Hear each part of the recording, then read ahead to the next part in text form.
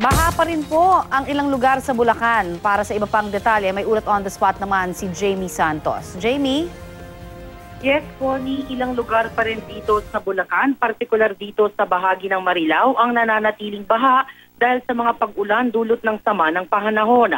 Not passable pa rin sa anumang uri ng sasakyan ang barangay tabing ilog sa ilalim ng tulay. May kataasan pa rin kasi ang baha rito. Sa may bahagi naman ng MacArthur Highway, sa may crossing ng Lias, sa tapat ng isang mall, may baha pa rin pero hindi na kamukha kahapon, gumuho na kasi ang baha rito. Sa ngayon, pwede na ito madaanan ng anumang uri ng sasakyan. Marami ng lugar dito sa Marilao ang nadadaanan na sa paghupa ng baha. Umaasa na lang ang mga taga rito na magtutuloy-tuloy na ang pagtila ng ulan para tuluyan ng humupa ang baha at mag-back to normal na ang mga establishmento at mga bahay na apektado ng baha.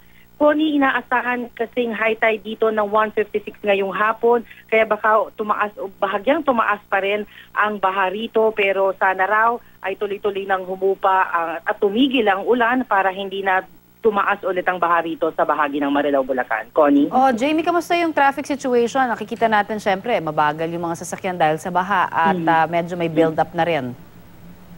Yes, Connie, dito sa bahagi ng MacArthur Highway, dito nga sa Lias, kung makikita ninyo sa ating video, may kataasan pa rin yung baha rito. Bumabagal lamang yung daloy ng trapiko rito sa tapat ng mall na ito.